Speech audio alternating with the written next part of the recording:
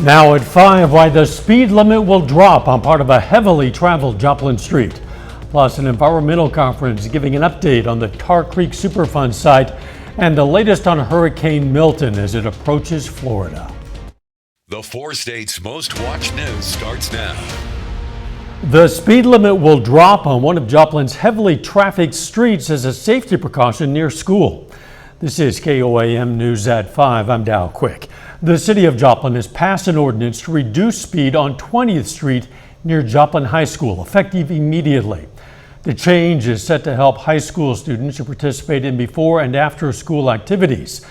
We talked with a number of people who say they avoid the road because it's so busy and say they see speeding in that area every day. It's going to be a safer, I think, situation for everybody because you see kids crossing here all the time. So I think it'll just be safer for everybody to go a little bit slower through here anyway. No business owners we talked with were concerned about the change affecting their customers. We're going to hear from some business owners tonight at 6. The annual National Environmental Conference at Tar Creek kicked off today at Northeastern Oklahoma A&M College in Miami. The free 3-day event is open to students and the public.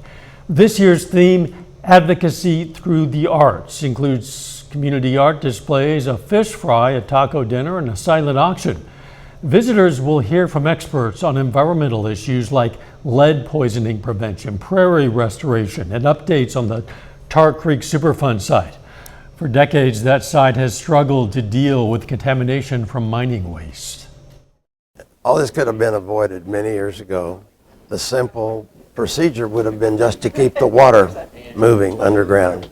No one wanted to be responsible for that, pay for it, and this is the result. This is the 26th year for this event. That conference will run from 8 a.m. to 6:30 p.m. through Thursday at the Bruce G. Carter Student Union Ballroom at NEO. Let's check in with Chief Meteorologist Doug Heddy now for our first look at the weather. Yeah, and it turned out to be another great day outside for us today. Smidge warmer than what we had on Monday. 79 for is where we're sitting now in Joplin. 77 in Pittsburgh. Plenty of sunshine. Most of us mid to upper 70s. And then you get into lower 80s once you get out across northeastern parts of Oklahoma. 70s, 60s, 50s as we go through the overnight hours tonight. So another great fall evening on tap for us. Pretty much clear skies. Not a whole bunch going on. So let's drop south.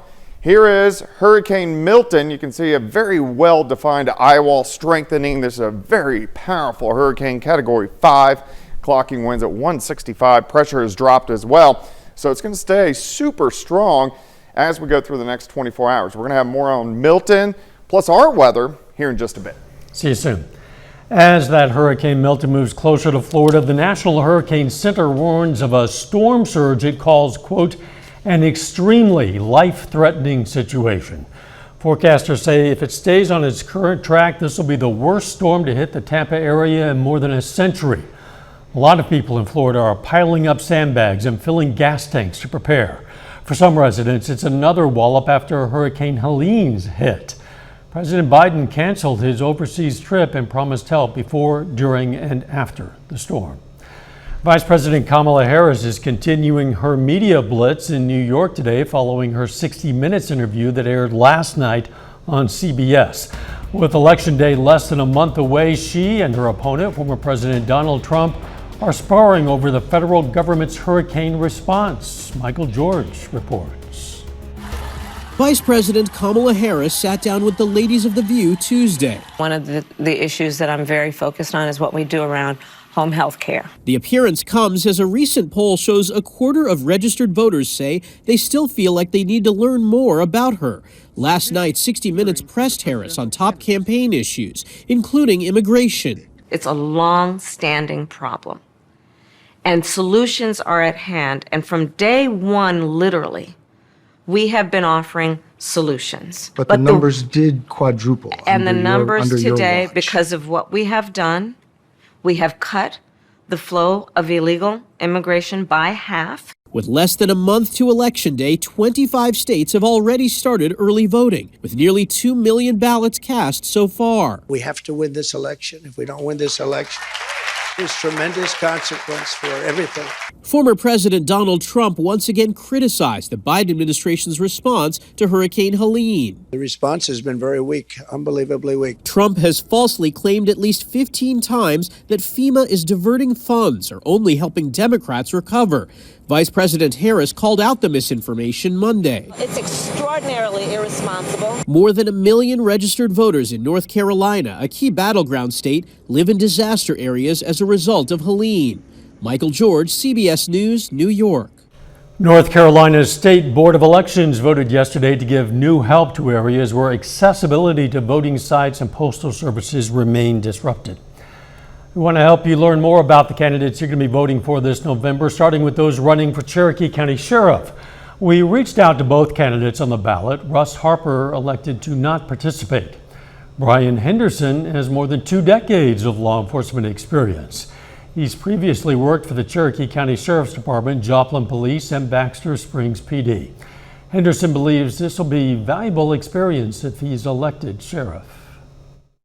I feel like I have a lot to bring to the citizens of Cherokee County. I feel like I can do a lot as far as bringing back law enforcement and bringing the professionalism within the department that needs to be there. And just my experience being able to, not only my personal experience, but my experience that I have with networking and being able to reach out to people, knowing who to call.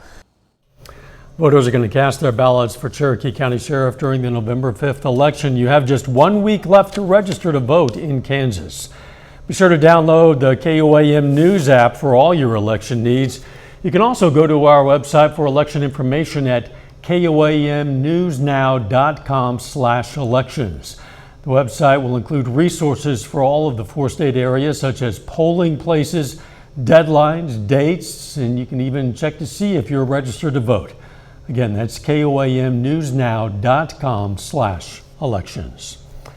Still ahead, budgetary tricks and treats. It's spooky season. I'm Danya Backus with a look at why Halloween shoppers plan to spend a little less this year.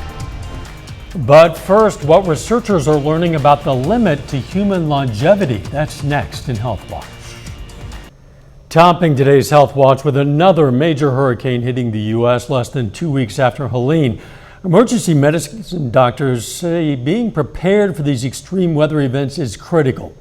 Reporter Nasha Sherman shows us how people can prepare for natural disasters. As residents are cleaning up from one hurricane, everything everywhere. It just looked like a tornado hit it. Get all the furniture out so it's not just sitting and growing mold. Another storm threatens more destruction. Every person should be prepared for storms or for other emergencies. Cleveland Clinic emergency room physician Dr. Rebecca Merrill says people with chronic medical conditions should make sure they have enough of their medications. Also, a 3 to 5 day supply of food and water is a smart practice for everyone. A first aid kit is a good idea, and then having a source of light, so a flashlight, lanterns. And you'd also like to keep some dried or canned foods that you can use without a microwave or a stove in an emergency. If you are without power and running a generator, keep it outside, not too close to the house. You do not want to use a generator in a closed space that is not well ventilated because there is a risk of carbon monoxide poisoning. And this is an odorless gas. There's no good way to detect this, and it can be fatal or can make you ill. Make sure the scene is safe before starting the cleanup with no downed power lines. Never enter any standing water, and wear appropriate protective gear if you're entering a damaged area. You always want to involve a professional company with flooding if you can, but getting the water out and then adequate ventilation and fans usually to fully dry any materials are very important. If those are not fully dried, you do run the risk of mold or other contaminants, and that can cause respiratory symptoms. And the sooner the better to dry the environment. Mold can start growing in 24 to 48 hours according to FEMA. Naja Sherman, CBS News. Experts also advise people to be careful of climbing on unstable structures after storms, since many people land in the hospital from falls. We might be getting closer to the limit of human longevity. A study by the University of Illinois Chicago found human life expectancy is not increasing at the rate it did in the 20th century. We're still living an average of 6.5 years longer than we did in 1990, but that's far short of predictions that most people born today will live past the age of 100. A new analysis in Japan looked at the most effective ways to get people to quit smoking. The study found it takes a combination of tax increases on tobacco products, anti-smoking laws, and anti-smoking campaigns to reduce the use of cigarettes. Smoking continues to be a leading cause of premature death worldwide. And social stigma around certain ailments plays a big role in our health. Research by the University of Toronto found doctors who portrayed weight gain as a moral issue or a lack of willpower caused patients to disengage from their care. People who use drugs and people who with sexually transmitted diseases also face social stigma, and the study says healthcare workers need to do more to address that. And that is a look at today's health news. A little bit later, the nation's largest water utility becomes a victim to hackers. Plus, we're going to have the latest on Hurricane Milton coming up. Well, of course, it turned out to be a nice day for us today. Plenty of sunshine, great temperatures, upper 70s to near 80 degrees for most locations.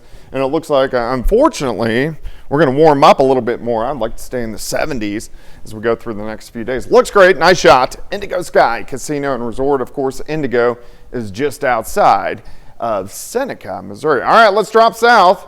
Big story, of course, is Hurricane Milton, which rapidly intensified yesterday, went from, in about 36 hours, a tropical storm to a hurricane. Watch this. It lost its eye. It collapsed. It weakened. And now it has developed a very well-defined eye wall over the past 6 or 8 hours as it continues to push off toward the north and to the east. Very similar to what we see here in the Midwest when we talk about tornadic storms, where a cell may lose a tornado warning and then regain it because the storm recycles.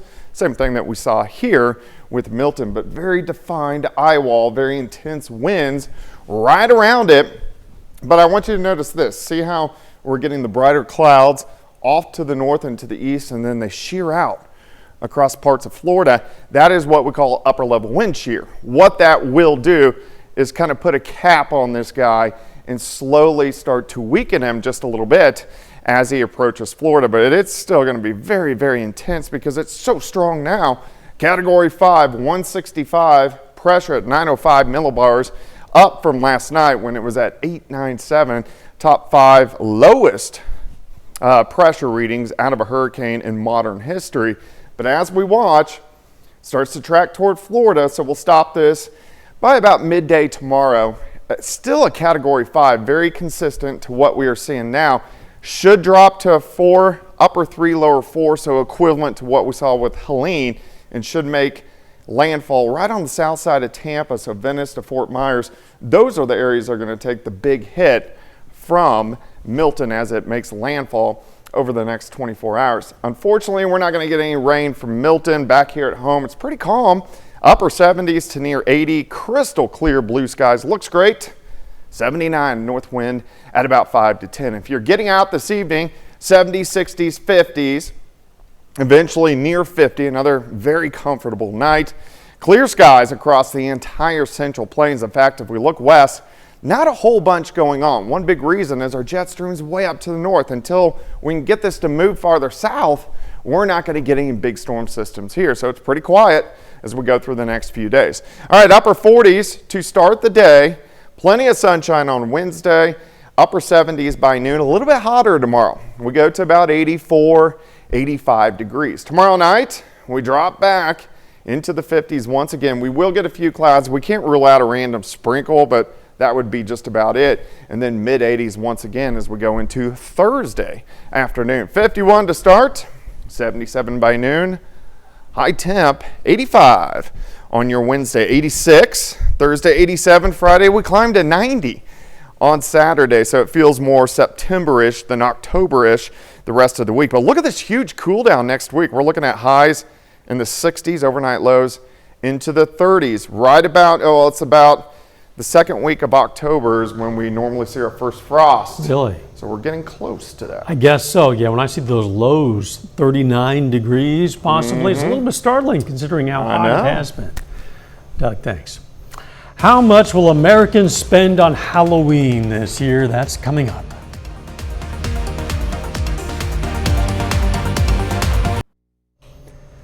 Topping today's Consumer Watch today, a lot of retailers, including Amazon, Walmart, and Target, are starting to offer major deals for the holidays. And that includes discounts on Halloween-related items. Danya Bacchus looks at the latest trends and how much people will shell out this year. The Meza family is going big this Halloween and looking to make the holiday special. Is this one of your favorite holidays? Yes, definitely. What's that? Little Frankie is the reason why. He's having a Halloween-themed birthday party when he turns 5 at the end of the month. This year there's no budget. Halloween shopping exploded during the pandemic, hitting a record last year. This year, the National Retail Federation expects spending to tick down, but still add up to its second highest total ever. Americans plan to spend an average of $103 each, and almost half said they got their start before October. We've seen the consumer come out earlier than ever. Nikki Ballas is with the seasonal store Spirit Halloween. She says sales for Halloween-related items and decorations are on the rise, from simple signs to pricey animatronics. They're putting things out on their yard now. They're decorating their home. They're decorating their offices. Schools are having parties. As for costumes, she says outfits for movies and TV shows are big sellers with kids, but plenty of adults are also getting in on the act, and costumes for couples are popular. My fiance, she's gonna probably want to match. We were Harley Quinn. She was Harley Quinn and I was Joker last year. Ian Megan says he's buying multiple costumes because he's attending multiple parties. Mia Cerna is doing the same. Is this considered your favorite holiday? Absolutely. Why? It's just any reason to stay a kid, never grow up. And she's not alone. This is long overdue. 1 in 3 people also say Halloween is their favorite holiday. Danya Bacchus, CBS News, Los Angeles. Wow. The country's largest water utility has been hacked. New Jersey-based American Water says it does not know the full impact of the breach, though it did protectively disconnect some systems and is pausing billing to its customers. The company has contacted law enforcement and is cooperating with their investigation. According to its website, American Water provides drinking water and waste management services to millions of customers in 14 states and on more than a dozen military installations. The price of a Mega Millions ticket is about to go up. Starting in April of 2025, one ticket's going to cost $5. They currently cost just $2 per ticket. Mega Millions says the jump is part of its new and improved game that will offer larger starting jackpots that grow faster with, they say, better odds of winning. And Insomnia Cookies is celebrating its 21st birthday this week.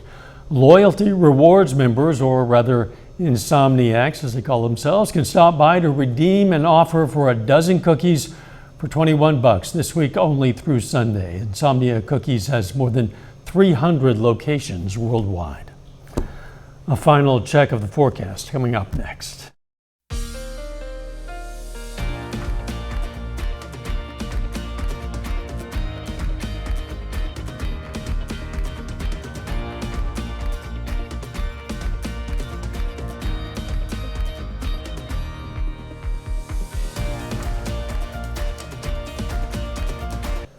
Up next on the CBS Evening News, what the Supreme Court said today about limiting so-called ghost guns. Then on KOAM News at 6, we're going to have more on Joplin's efforts to slow traffic near the high school. We'll also have reaction from some business owners in that area. Plus an update on last week's Fort Scott school bus fire in which no one was hurt. And Missouri Southern and Pitt State basketball preview their upcoming season. Stay with us for the CBS Evening News and then KOAM News at 6. Short term, a bit warmer weather ahead, but boy, some cool nights over the next 10 days. And still kind of chilly for us tonight as we dip back into the upper 40s to near 50. 85 for Wednesday, 86 on Thursday, 87 Friday, 90 on Saturday. So slow warming trend over the next few days, but quite a bit cooler. As we head into next week, it's definitely going to feel like October across the region. I like a little chill in the I do too. It's not bad. Right. You bet. Thanks for joining us. The CBS Evening News is next. And of course, we're going to be right back here for KOAM News at 6. See you then. Let's make it a great evening.